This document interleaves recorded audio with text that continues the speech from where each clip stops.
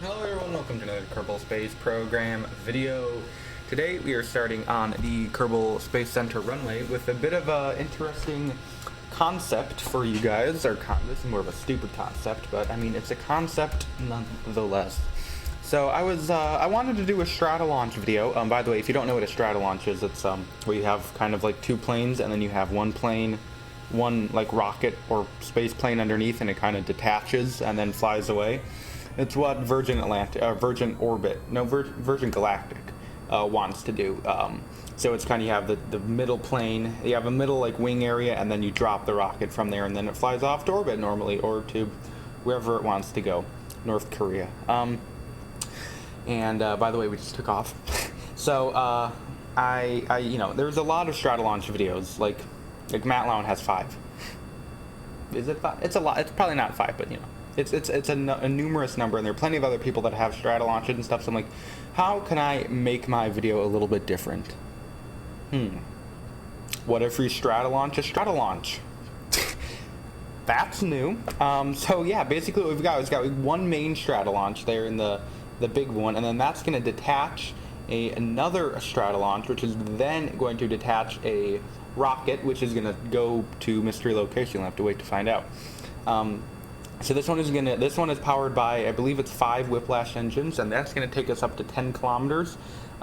When we do that, actually this one I believe goes up to 15 kilometers on this run, maybe even a little higher, and then it'll take us to about 800 meters a second, maybe a little higher as well. And then we are going to detach, and then the next Stratolaunch, which is powered by 2 Rapiers, is going to do a little bit of a diving descent, and then get up to about 1,200 meters a second, and up to 25 kilometers about, and then we're going to detach the rocket, and then it is going to get Jeb all the way up to orbit and beyond. So we're just going to do the first detachment, and there it goes, firing up those Rapiers. And if you notice, the exhaust, or the plume, looks a little bit different. It's because I have the real plume mod installed. Let me know what you guys think, if you want to keep it or you want to get rid of it. A mistake I did make, normally what you do is you'd want to recover those Stratolaunch vehicles, or at least do a quick save so you can just recontrol and then fly it back, and then you don't kill any Kerbals and stuff, and for the video. Me being a genius, I did an F5 quick save, so what that did was, whenever I made another quick save later down the line, I just overrid that quick save. So unfortunately those Kerbals are just gonna die, and so are the ones powering this one, but they're not, they're not Jeb. Jeb is the one in the main one, and none of the other orange suits are powering those, or flying those, so those guys don't matter. So now we're just climbing back up now, crossing about 18 kilometers. This does look pretty cool with like the orange or the purple exhaust with the flames and stuff. Pretty neat. So now we're just accelerating now. We're starting to lose a little bit of speed, but I just figured I should trade a little bit of altitude for speed. Maybe it was a good trade, maybe not. I just wanted to get high enough because I'm powering the rocket with a Terrier engine, and I just want to make sure to get the most thrust and most efficiency.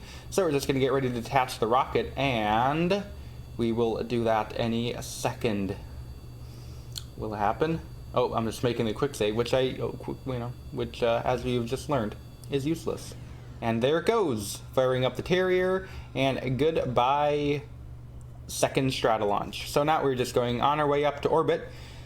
As you can see, we have those 2 radially mounted Oscar B fuel tank stacks, basically. Those are going to get detached once they deplete. It's an asparagus type staging, basically, or it's crossfeed. So those radially mounted tanks will crossfeed into the main one to keep the main one at full, and then so when the Oscar B is detached, the main tanks will be completely full. So that's the plan, and they will start to get ready to detach in the next few seconds here. They really don't have that much delta V that they provide with us. It's about 500 meters a second, and this thing has a lot more than that. And there they go. One thing I could have done better is this ascent profile was a little bit too flat. I could have gone a little bit steeper. All that really meant is when I set my APWAPS, I lost a few kilometers for my APWAPS because I was drifting in the atmosphere a lot.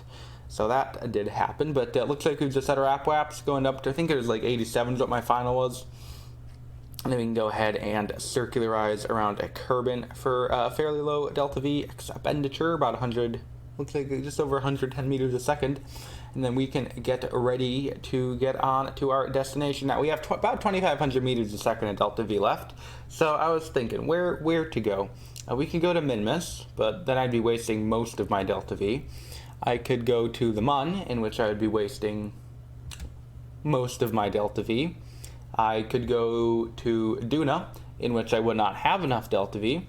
I could go to Drez, in which I would also not have enough delta V.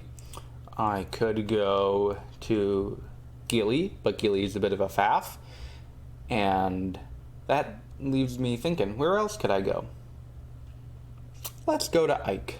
How about that? So that's where we're going. That's where I decided to go. We're going to Ike, and I mean, who doesn't like Ike?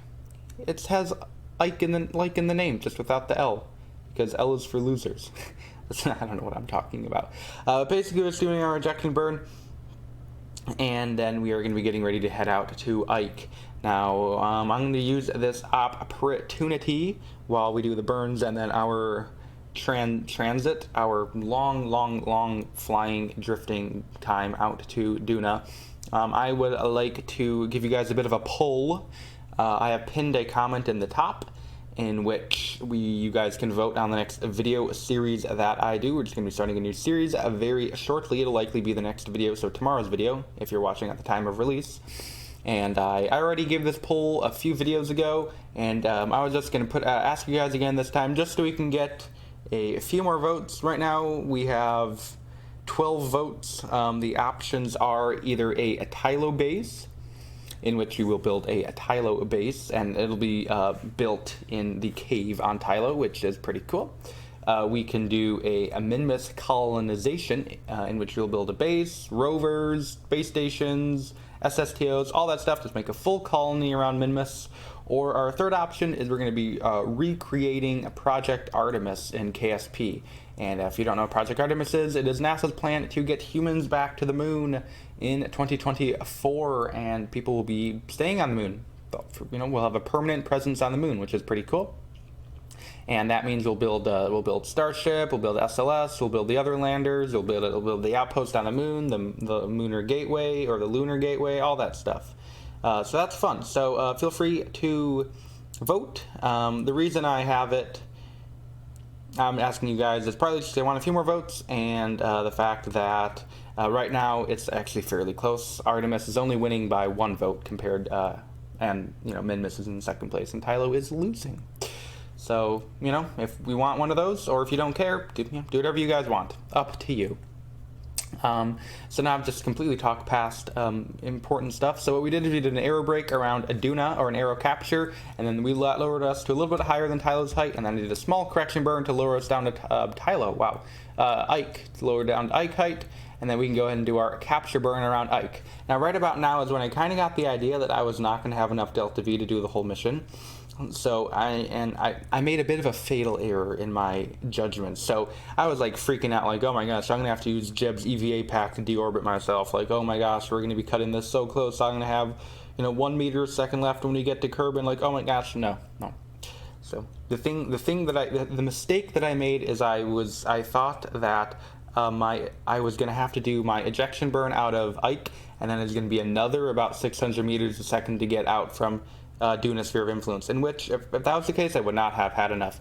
But what I failed to take into account was because I'm at Ike's orbital height, Ike's orbit is actually very close to escape velocity out of Duna. So really, my 600 meters a second burn was about 100 meters a second. So that was a bit of an oof, but so that'll explain if I do kind of weird stuff during this mission. And now we're landing on Ike, on a very, very sloped Ike, but that's what reaction wheels are for. So there's touchdown, and we're not even going to lower all the wheels. Then I thought about taking Jeb out and planting a flag, but I'm like, whoa, we need to save his EVA propellant in case we need to do some pushing. That doesn't even make sense because the EVA pack replenishes whenever you go into the command pod, so I just don't know what I was thinking. Big brain moment right there, guys. So we're just going to go ahead and depart straight off of Ike. We don't have to do any sort of rendezvous or anything. This is a direct ascent craft. Ike is actually fairly cheap. It requires about 400 meters a second to land and take off from. So that is pretty cool. Ike is a nice place. It's actually very close to Duna, like relative to, at least, you know, if you're talking about the Mun versus Kerbin, Ike is much, much, much closer. And, you know, Duna's sphere of influence is surprisingly small, at least to me. Like, Ike is fairly close to the edge of its sphere of influence, which I thought was, or, you know, from a delta V perspective, not from like a, you know, a literal orbital height distance, but I thought that was interesting. And there I am just kind of doing it wrong. So basically what I do is I say, okay, let's just wait for a transfer window. So I decide to just circularize my orbit around Ike, and then just get then wait for the transfer window to Kerbin, and then just go ahead and do my escape burn correctly, instead of trying to faff around and do stupid stuff, because I didn't have that much delta V. I had about 250 to 200 to spare when it came down to it. So, I mean, not that much, but, you know, enough. And I actually did screw up my transfer window first, so I had to go around twice. That's why the mission is like 7 years long, but who cares? We can just skip past that and do our burn. So the way I did it is I just kind of hit the plus orbit button to get Ike in the right place, and then moved our orbit left and right to get it as low as possible, and then just got it done. And we can see those target things, whatever they're called, target nodes or whatever, getting closer and closer. And then there is the encounter. It might be a little bit hard to see because the encounter, like little encounter thing, is green, and Kerbin's orbit is in yellow. So I don't know if that's just me. I can't see it because of the video I'm looking at is 1/4 resolution. So that might be it or not. Let me know. And there we go. We are leaving. And I don't know if any of you guys noticed that Duna kind of had like a weird green spot on it. I do not know what's going on, why it does that. It just, the real plume kind of messes with the visual mods, so I'll look into that. You know what, guys? I'm terraforming Mars. That's what it is. That's what we're doing. That explains it, doesn't it? I am dropping nukes on the ice caps on Duna. Did I say Mars? On Duna, and we're giving it an atmosphere. That's grass growing. That's the plan, isn't it? So what we're doing now is I'm just doing my correction burn. I did a very inefficient correction burn. I did 50 meters a second my correction burn while I'm taking. I could have done it for like probably 10, but I have extra delta V. Kind of ironic because I thought I wouldn't have any. And then we can actually start coming in now. We're coming in from a polar-ish direction. I just thought that'd be cool. Fly over the northern lights and the ice caps and all that fun stuff. Never really do that, so I thought, hey ho, let's do it. And now we can go and detach that bottom stage, or yeah, that whatever stage, and then we can go ahead and re-enter into Kerbin. Jeb's having a good time now, and he is going to finish his mission. Didn't even black out. Look at that.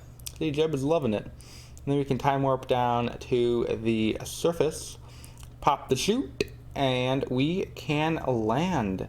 And that will do it for today's video. Another successful mission in the bag. So guys, feel free to vote if you want to. Congratulations. Thank you for watching the entire video. Very nice of you. Got to get that viewer duration up. So if you did watch the entire thing, thank you. And you know what else I have to say? Thank you for watching. This next time, please rate or comment this video. Once again, thank you for watching. This next time, and bye.